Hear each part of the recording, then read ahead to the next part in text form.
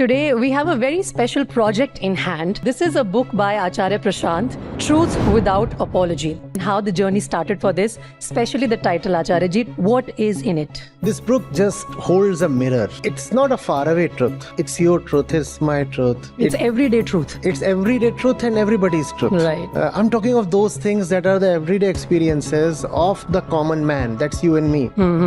So even if there is philosophy, I've tried to hide it. Yeah, it's polished in your words. Are we all sleepwalking through life? You want to hear it from me? And is it completely wrong, something that we are sort of losing our time with without even understanding it? Isn't it great to understand? Please tell. Why can't our love be bigger than our habit? And listen to the punchline. I think everyone must read this book because it has many such punchlines. Stealing from yourself is punished by life itself.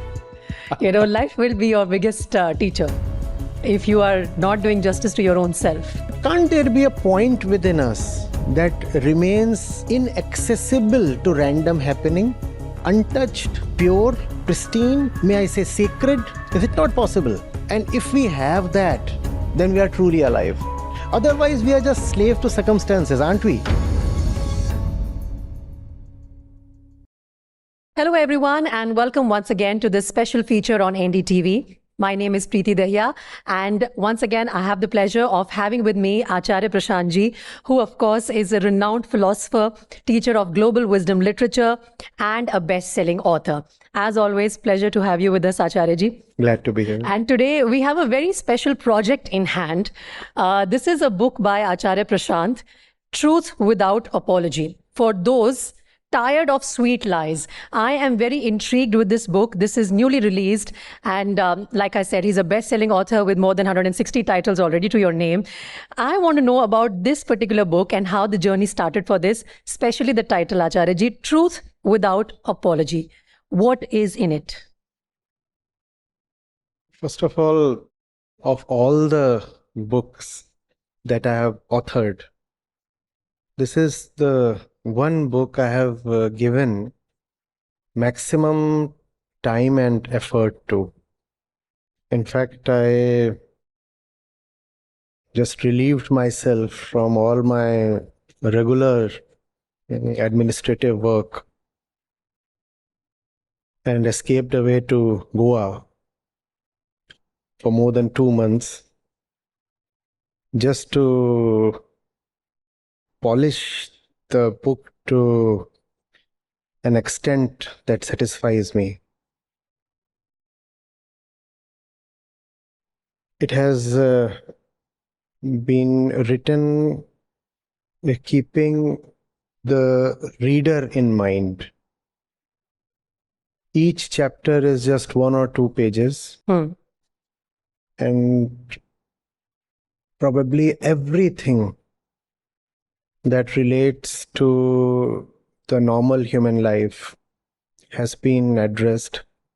180 odd chapters are there, and it was a challenge to compress what I want to say in a chapter spanning just 1 page or 2 pages. That's very unlike of your previous writings. That's very unlike me. That's not who I am.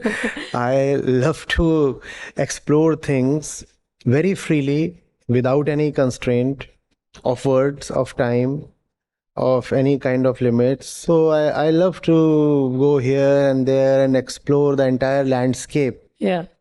And then discover a butterfly. Okay. Like a child that enters deliberately clueless into a garden. Right. And would explore every tree possible and the fruits and the leaves, and then would come to ultimately a butterfly.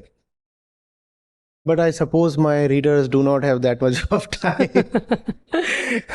So I had to come straight to the butterfly without compromising on the beauty of the process or the butterfly. No, but that's unfair. You have the readers across generations, and there are those of us who like to, read your explanations, deep dive with you, understand the topic. But I do have a feeling that, the way this book is written and the concise nature of the chapters, was there a thought in your mind that perhaps this would be more handy to the current Gen Z situation that we have at hand? Yes. See, almost everybody is Gen Z Now, yeah. now. So even those in 40s and 50s, their attention spans have also reduced. Right. And when it comes to serious philosophy, our appetite is actually quite limited. But that kind of defeats, at least challenges the whole point of wisdom literature, because it must reach the masses.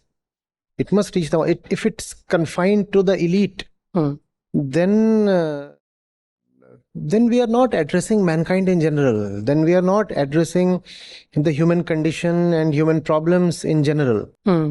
So I had to write it in a way that appeals to everybody, even to non-readers. Gen Z included, those with very little philosophical bent of mind included, those who are interested only in fiction included, those who are interested only in Instagram Scrolling. and scrolling included, without excluding those who lean towards serious philosophy and want to go deep into the essence, the truth of things. So as I said, it was challenging to take both these together, to not to compromise on the philosophical integrity and yet make it not just palatable but delectable for the common reader. Right. And the feedback that I have so far received, including from you, is that probably I have not done a very bad job. No, you've done a brilliant job. I'll add one more synonym. It's very accessible. You can read it while you are traveling in the metro. You can read it if you have time at home between meals, or at the time of your tea or coffee break or whatever. And I love the fact that it's breezy. I was very easily going through one page or the other, and it was very easy on the eye, on the mind, and I was at the same time imbibing what you are trying to send to your reader. Now I want to come to the introduction of the book, and the intrigue in the book starts with the introduction. Truth without apology is not a gentle invitation, but a direct encounter. Can you please tell us more about this direct encounter for those who are wanting to go into this book? What is this encounter going to be about? It's the way the mirror encounters you. It's not that I'm going to bring something outside of you or otherworldly to you. I'm not going to bring a distant truth to you. This book just holds a mirror. That's all. And that's what usually one is supposed to be apologetic for. And hence the title, Truth Without Apology. It's not a faraway truth. It's your truth, it's my truth. It's everyday truth. It's everyday truth and everybody's truth. Right. Everybody's truth. This is about our lives. I'm not dealing with big names here. I'm not dealing with classical philosophies here, Western or Indian. I'm not even naming any of them. I'm talking of the way you sip your tea. I'm talking of the way I deal with my colleagues, you deal with your work, somebody deals with her kids. That's what I'm talking of. I'm talking of the usual fears that we have. I'm talking of what happens to us when we are window shopping or scrolling. I'm talking of those things that are the everyday experiences of the common man. That's you and me. So even if there is philosophy,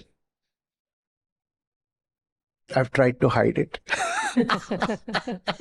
Yeah, it's polished in your words. I won't say it's hidden because I think that's the nature of our author here. You can't stay away from that. But having said that, it's a great initiative that the chapters are very concise. The philosophy is very easy to handle, but there are certain points which, when the reader gets into, they would want more to talk about it with the author. So I think through this, episode, we have that opportunity that we can dive a little deeper into some of the chapters that I have managed to read. And of course, I'll be reading the entire book, and maybe the feedback from the viewer is also invited. If you want to expand further on any point, please do write to us. So, I have marked a few points from the book here. There is a very nice chapter on the exhibitionist mindset. Now, again, we were talking about an age, a generation which has that mindset. Why do people show off? The exhibitionist mind seeks validation through others' approval. Do you connect it with the craze for social media, the validation that everyone is seeking on social media? How many likes, how many views, how many comments? Is it connected to that, or there are more real life examples? Social media didn't start it. Yeah. Social media didn't start it. Yeah. Social media took the shape it has because we are the way we are. We already had it. We already had it. Social media is at best a demonstration, a manifestation. It is not the cause. It didn't start it. You see, when I do not want to look at myself, or I have lost the ability to look at myself, or I have been indoctrinated that it's very important to keep your eyes closed, then I have no option but to look at myself through somebody else's eyes, right? And it is our nature to be great, to be unlimited, to be beautiful. That's your inner nature. Beautiful not in the superficial way, really beautiful, fearless. That's our... So we want to hear that about us from others. You see, it's a second-handed way of approaching life. I cannot look directly at myself, so I'll come to you, almost begging, seeking validation. Can you please validate, verify, certify, attest that I'm good? Can you please do that? And if you do that, you will demand reciprocity. You will say, yes, I scratch your back and you pay back the compliment. Right. Yeah. The problem there is, if I allow you to dictate who I am, and I feel gloated that you have paid me a compliment, I do not realize I have rendered myself a slave to you. In the morning, you will tell me you look wonderful and I'm wonderful. In the evening, you come and tell me, oh, you look dirty, you are a filthy fellow. And I'll have to accept that as well. And the trouble with that is not that I'm not filthy. The trouble with that is not that I'm actually beautiful. The trouble with that is I might neither be filthy nor beautiful. I'm somebody else. And I have just no knowledge of that. And that takes away the most valuable thing from life, freedom. Just tell me one thing. I just want to clarify one point here. The need to seek validation and the need to be seen. You see me, as an individual. They are two different, aren't they? Like, a lot of women complain about the fact that no one sees what I do. For one day, if I disappear, everyone will value what I'm doing, but otherwise they take me for granted. So are these two very different needs? Not fundamentally different. Please understand. They are interconnected? They are interconnected at the root. Please see. If I really love my work, why will I want others to see what I'm doing? To appreciate it? Why will I seek appreciation? The work is its own reward. I don't need any other appreciation. The fact is, if you talk of most women, unfortunately, due to miscellaneous reasons, mostly traditional, They are confined to doing things that they don't really love doing. Give her absolute freedom, and she won't be doing the things that she normally does in her household, the usual chores, the daily routine. Why will she ever opt for that? She is doing that to fulfill an obligation. She is doing that to conform to a role, to a character. And none of that would really please her heart. It cannot. You are just doing something because your role demands it. That cannot be internally fulfilling. Because it is not internally fulfilling, so she will demand appreciation from others. She will say, let there be some compensation. You see that? The appreciation that you are demanding is actually compensation for a loveless life, for a loveless job. You're doing something that you don't really want to do. You are doing something that you don't even understand. Somebody asks you, but why do you keep doing this the entire day? You won't really have an answer. And that leaves a void within. How to fill that void? One of the ways,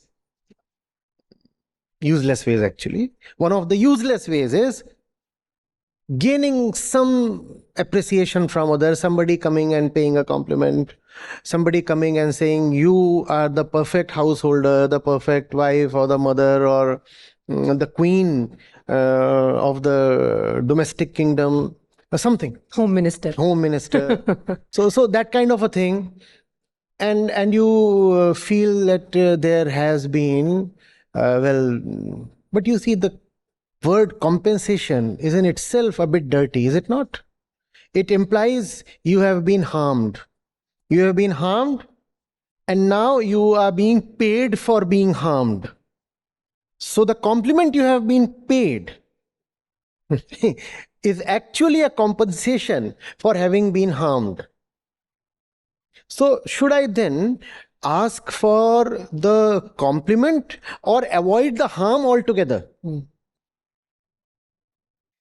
Should I keep myself subjected to the harm and then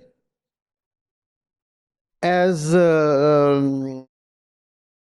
something to just atone for what the others have done to me, I say, you come and this much you have to pay me, whether verbally or financially or emotionally. No, not done.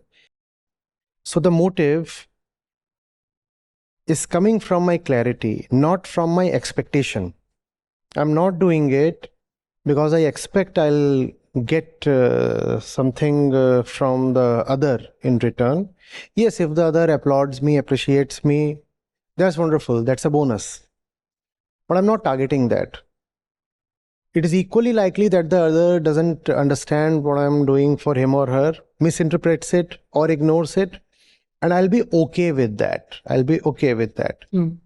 If this center, this attitude, if I may say, is not there, then one is subjecting herself to constant randomness, because you'll do something and from your own side you might have done something wonderful and it might go unnoticed, unspoken of, unheard, and you'll feel bad. It'll be painful. And sometimes when you will find that you have just received a bounty in spite of having done nothing, you'll grow superstitious. Yeah. You'll say, so my welfare or my happiness is not dependent on my clarity or my effort. It is dependent on random chance. So how do I please the lords that control these random occurrences? And you'll go superstitious. So it's best just to do from your right center and leave it at that. And I know humanly we all want returns, but let's limit that desire. And that desire can be limited only when you say, I'm doing it really not for you, but for myself. Hmm. Even And if in a place of love. I'm doing it from a place of love, and I'm doing it because I love, I want because to. I'm the loving one. Hmm? So, in that sense, even if it is for you, it is actually for me, right? I couldn't have not done it. Yeah. I couldn't have not done it. So I'm doing it because it was an imperative for me, an inner imperative. And now I have done it and I'm done with it. What you do with what I have done for you is your business now. Yeah. You know, what you're saying is exactly how a mother-child relationship works. We do everything for our child, but we don't seek their appreciation because we are doing it in a place of love. But we seek validation and appreciation from neighbors, relatives, spouse. No, ideally, what you are saying in a mother-son relationship, ideally that is valid.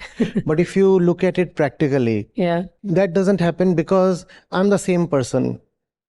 Be it with my son, or my boss, or my customer, or my relative, or my gods, anybody, I'm the same person. If I'm someone who operates from a place of desire and expectations, it is subtle desire and expectations that I will inevitably carry even with my kids. I cannot avoid that. So it is not that in one relationship you can become an altogether different person compared to what you usually are. Right? So if you want to be good to your kids, you'll have to be good as a person altogether. Because we want to believe in the fragmented self. We want to believe that we can be one person at work, one person in the temple, one person in front of the mother-in-law, one person in front of somebody I hate. Compartmentalize our life. Yes, we believe that this kind of division or fragmentation is possible. And then we believe I can be a very, very great person in front of my son or daughter. Unfortunately, that is not really possible.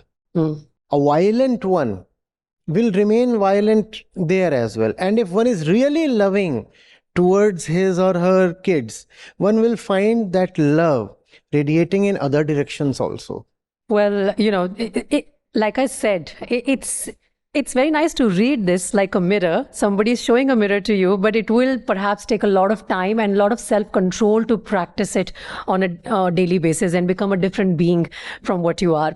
So let's move forward to another chapter. And again, it's like we've been mentioning throughout, very well connected to what we witness around us almost on a daily basis, sleepwalking through life. Man lives like a machine, programmed, predictable, and unconscious. We have a schedule. We follow it. We follow it to the T. We expect a certain results because we are following it to the T. And that's how our life is, at least till the age of 60 when we retire. Then also we have a plan, so much in insurance, so much in the bank account. This is how we'll retire. This is our home. Everything is programmed. Are we all sleepwalking through life? Is that what you're trying to say? You want to hear it from me?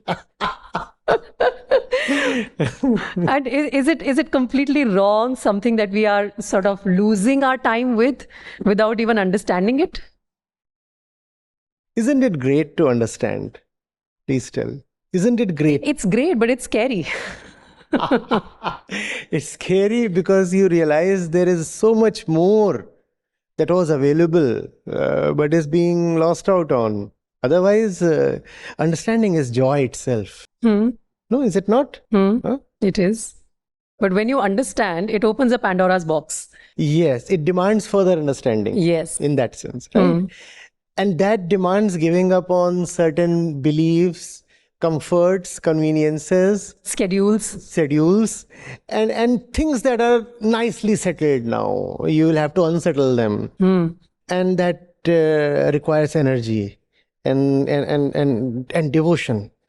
And therefore, it appears scary. Otherwise, understanding is joy, serious joy. The only joy possible. Imagine a situation. We are here. And if we do not know anything about anything here, let's say I'm speaking a language you don't understand.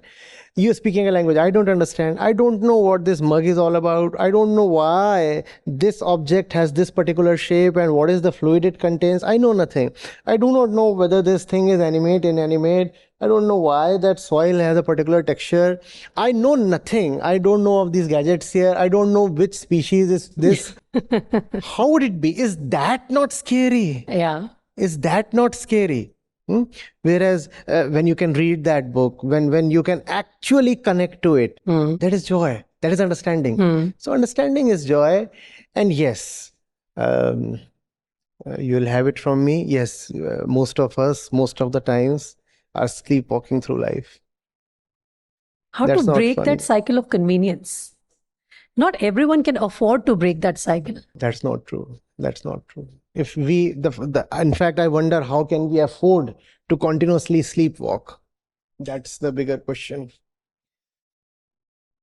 Because it's convenient and we have Not been taught a certain convenient. pattern. We are just habituated. Just that's all, nothing else. Why can't our love be bigger than our habit? Why can't joy be bigger than habit? And it's not as if we are actually sleepwalking. The sleepwalker has zero idea that he or she is sleepwalking. We know we are sleepwalking. Right? We have bought into the notion that sleepwalking is all right. That because this is something that everybody practices.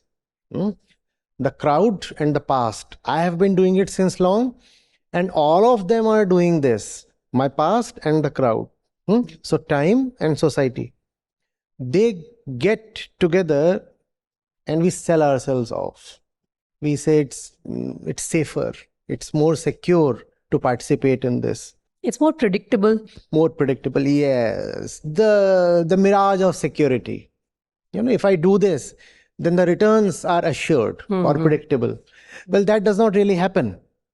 Even though we want it to be that way, it doesn't happen. Nobody knows the future.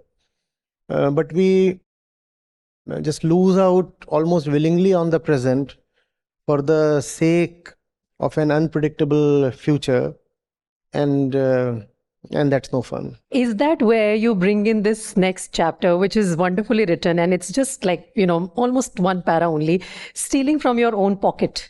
Basically, you are denying yourself a true chance to become who you can become. No. You not become. You are stealing from yourself the opportunity to be who you really are. Now, becoming is something that you have already done, and a lot of it you have already done. I have become a man, I have become a scholar, I have become a father, I have become a professional, I have become a religious zealot, I have become an intellectual, I have become opinionated, I have become wealthy. All these things I have already become. But in this becoming, do I remember who I really am? I have become a friend to somebody. I have become a foe to somebody.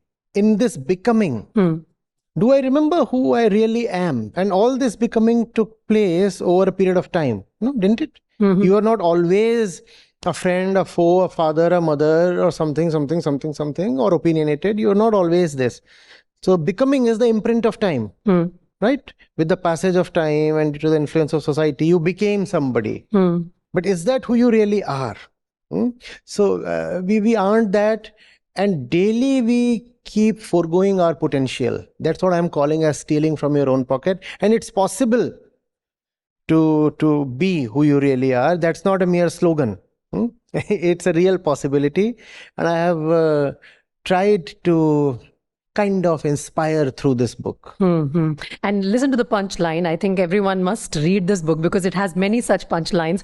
Stealing from yourself is punished by life itself. Life will be your biggest teacher if you are not doing justice to your own self. I think that's a great punchline. So the book is divided into several bigger titles, like The Lie Called You is what I'm quoting from. There will be subsequent discussions on other such bigger topics. Again, here, the lie called you, there is a chapter in which you are talking about the most dangerous wound is self-inflicted, and it is followed by playing the victim card, which is a very common thing that we see, in current times. We love to play the victim. This is not done to me. This is not fair to me. Somebody has played their game on me and I'm in a mess because of someone else. But you do see such cunning people around you. It's also a fact. Can you ignore that and say that, no, I am to be blamed and single-handedly responsible for everything that happens to me? Not at the level of the happening, but at the level of becoming. At the level of happening, things are all random, not just in a few cases, but in all cases. We do not know what can happen to this body the next moment. Right? So there is no way I am responsible for the happening. Right? The tea might be cold. An insect might just start flying around. Yeah. We do not know, right? It's a happening. And I can't hold myself accountable for that. There might be an earthquake the next minute, right? You're driving and some mad truckman comes and bangs it into you and you are not responsible, obviously. What I'm talking of here is the inner impact you allow the happening to have. Can it touch you from the inside if you do not allow it to? Obviously, anybody can come and touch your body. It's possible. It's possible. If not a human being, then the rains. Yeah. You're walking and it starts raining and you find yourself drenched. And you can't say that you are responsible for being in that wet condition. That's all right. But can't there be a point within us that remains inaccessible to random happening, untouched, pure, pristine, may I say sacred? Is it not possible? And if we have that, then we are truly alive. Otherwise, we are just slave to circumstances, aren't we? There is sun and we are sweating, right? There is the rain and we are drenched. Somebody comes and utters a few sweet words and we are happy. Somebody comes and utters some gibberish and we are annoyed. Somebody comes and manages to please us because our ways are well known. Right? We know in advance, if I make such profit in that particular deal, I'll be happy. Our relatives know well in advance. If such food is served to that person, that would please him. Isn't that all slavery in the sense that you are predictable and therefore vulnerable to being controlled by others? So at the level of the body, obviously, you rose from the soil and one day you will go back to the soil. Therefore, there is no way elements of the soil, this world that is, cannot have an influence on you. They will have. They will have, and there is no need to even contest that. Let that happen. Let that happen. Subject yourself to the world because that is anyway going to happen. But inwardly, let there be a little fiefdom inside, a little territory totally of your own. A territory nobody is allowed to enter. Not even you can enter that place. That place is so sacred. You know? And when that is there, then you can freely participate in the world and its experiences. Why? Because you'll no longer be afraid. You'll say, come what may. I'm secure within. I'm pure within. So I can participate. I'm not afraid and I'm not ambitious either. Because just as the world cannot take away anything from that point, similarly, the world cannot add anything to that thing within. Absolutely. It is complete in itself. It is of another dimension. It is not accessible. It is not corruptible. It is not expandable either. So you live then in a deep security, and we all know how pleasing that security is. Yeah, that sense of security is very... That sense of security. Come what may, I'm not going to be harmed. And come what may, I'm not going to be greedy or ambitious because, yes, you are giving me wonderful things. Right. But I already have something of immense value within me.